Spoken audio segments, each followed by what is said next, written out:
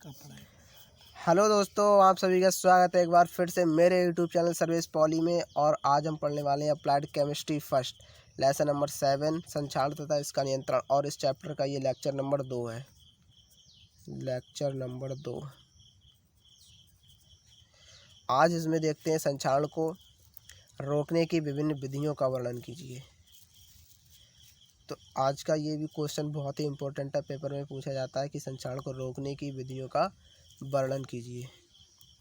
तो सबसे पहली है हमारी, सही डिज़ाइन तैयार करके हम संक्षारण को रोक सकते हैं, यानी बाय प्रिपेयरिंग प्रॉपर डिज़ाइन।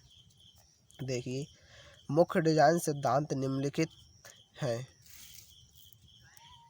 सबसे पहला है, संक्षारण करने वाले विलयन की उपस्थिति में असमान धातुओं का संपर्क नहीं होना चाहिए। यानी जिस भी वस्तु का हम संक्षारण करें उसके विलयन में कोई अन्य वस्तु ना हो, केवल और केवल जिस भी वस्तु का संक्षारण कर रहे हैं वही वस्तु होनी चाहिए। सेकंड है हमारा, जब दो असमान धातुएं संपर्क में हो तो एनोडीय पदार्थ का क्षेत्र जितना अधिक संभव होना चाहिए, यानी जितना भी अधिक संभव हो सके एनोडीय पदार्थ का क्षेत्र उतना होना चाहिए। थर्ड है, जब दो असमान धातुएं संपर्क के लिए प्रयोग करनी हो तो वे वैद्युत रासायनिक श्रेणी में परस्पर इतनी समीप हो जितनी की हो सके। चौथा, एनोडीय धातु पर पेंट या लेपन नहीं करना चाहिए। फिफ्थ नंबर है, जुड़ने वाले भागों में कोई छेद या दरार न हो ताकि कोई ठोस पदार्थ संग्रहित ना हो। और 6 नंबर है, नोकदार कोने ना हो जिससे ठोस कण जमा ना हो सके। यानी जिस भी धातु पर हमें उसकी धातु बहुत ही अच्छी होनी चाहिए कि ना उसमें किसी भी प्रकार की कोई दिक्कत ना आए। सेकंड विधि है हमारी, शुद्ध धातु का प्रयोग करके यूजिंग प्योर मेटल। धातु में उपस्थित अशुद्धियों से विषमांगता हो जाती है, फलतः धातु का संक्षारण प्रतिरोधो कम हो जाता है। अतः संक्षारण रोकने हेतु शुद्ध धातु प्रयोग करनी चाहिए। यानी शुद्ध धातु का प्रयोग करके भी हम संक्षारण को रोक सकते हैं।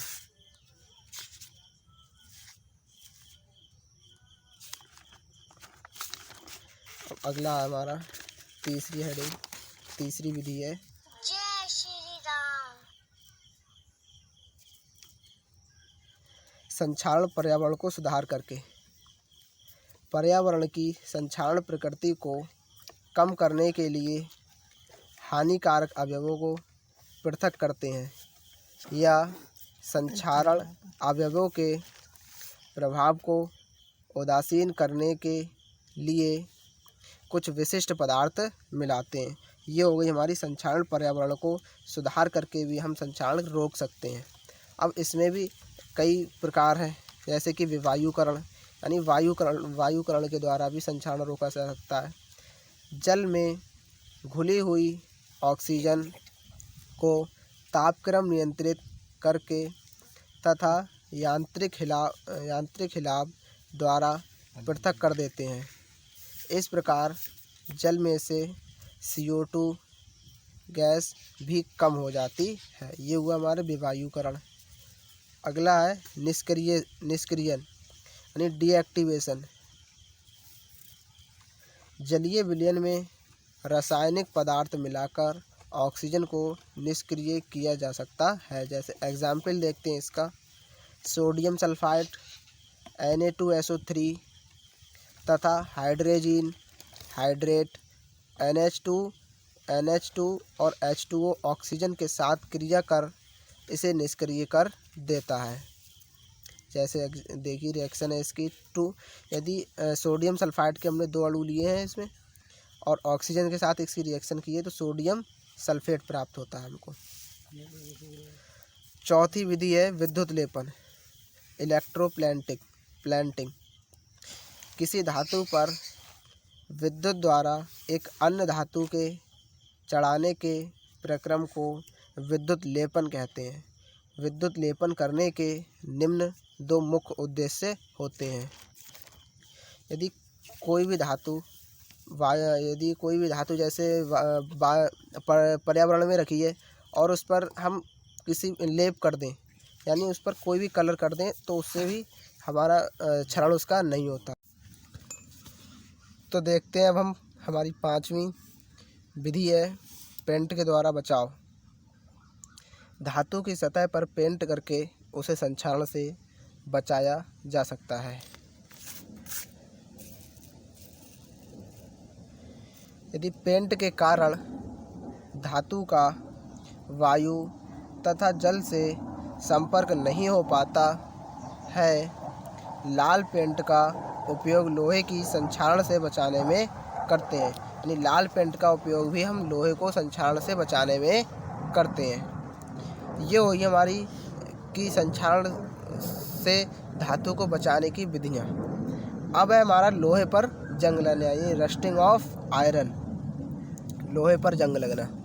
ये शॉर्ट क्वेश्चन में पूछा जाता है, बहुत ही इम्पोर्टेंट क्वेश्चन है।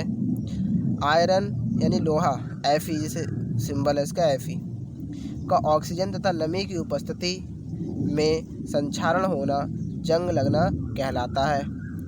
जब आयरन आर्द्र वायु के संपर्क में रहता है तो इसकी सतह पर बनने वाले लाल नारंगी पदार्थ को जंग कहते हैं। जंग की रासायनिक संरचना Fe2O3.XH2O होती है। Fe2 तथा FeOH का होल क्यूब का मिश्रण होती है, जो प्रायः भूरी होती है। मिश्रण फेरस ऑक्साइड तथा ऑक्साइड यानी Fe3O4 equal Fe2O3 plus FeO के कारण बनी जंग काली होती है। यानी जो इसके कारण जंग बनती है वो कैसी होती है? काली होती है। अब देखते हैं इसका फॉर्मूला। यदि हम ये आयरन है, आयरन के 4 अणु लिए हैं, इसमें ऑक्सीजन के 3 अणु हैं और H2O के 3 अणु। इन तीनों को यानी रिएक्शन को इक्वल करने के लिए ये इसके 3 अणु, इसके भी 3 अणु लिए हैं। तो ये ऑक्सीजन और हाइड्रोजन का यानी लंब वायु है। तो देखिए ये बनी Fe2O3 प्लस 2Fe और OH का होल क्यूब, यानी ये क्या बन गई हमारी? जंग। जंग लगना एक ऑक्सीकरण अभिक्रिया है। अब देखते हैं जंग लगने की दर को प्रभावित करने वाले कारक। नंबर 1 है वायु में ऑक्सीजन तथा नमी दोनों की उपलब्धता। नंबर 2 है आयरन से कम अभिक्रियाशील धातुओं का इसके संपर्क में रहना। नंबर 3 है पानी में लवण जैसे NaCl का घुला होना। नंबर 4 पानी में अम्लीय गैसें जैसे CO2 तथा SO2 का घुला होना। यदि इन सभी का कारण यानी जंग को लगने वाले प्रभावित करने के कारक है ये सभी। अब है जंग लगने की रोकथाम के लिए, यानी जंग को कैसे रोका जा सकता है। लोहे की सतह पर पेंट कर दें, वार्निश लगा दें या ग्रीस लगा दें तो किसी भी धातु पर जंग नहीं लगेगी। यदि लोहे पर जिंक की परत चढ़ा दें तब भी जंग नहीं लगेगी।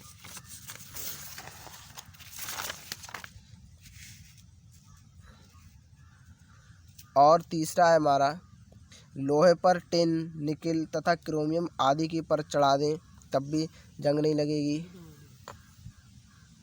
और लास्ट है लोहे में कार्बन तथा क्रोमियम मिलाकर मिश्र धातु यानी स्टेनलेस स्टील बनाकर जंग चढ़ा दें, उनकी परत को बनाकर लोहे की धातु पर चढ़ा दें तब भी उन पर जंग नहीं लगेगी। और आज का सेशन हम यहीं समाप्त करते हैं। यदि आपको वीडियो अच्छी लगी हो तो वीडियो को लाइक करें, शेयर करें और हमारे चैनल पर न्यू है तो चैनल को सब्सक्राइब करना ना भूलें। Thanks for watching.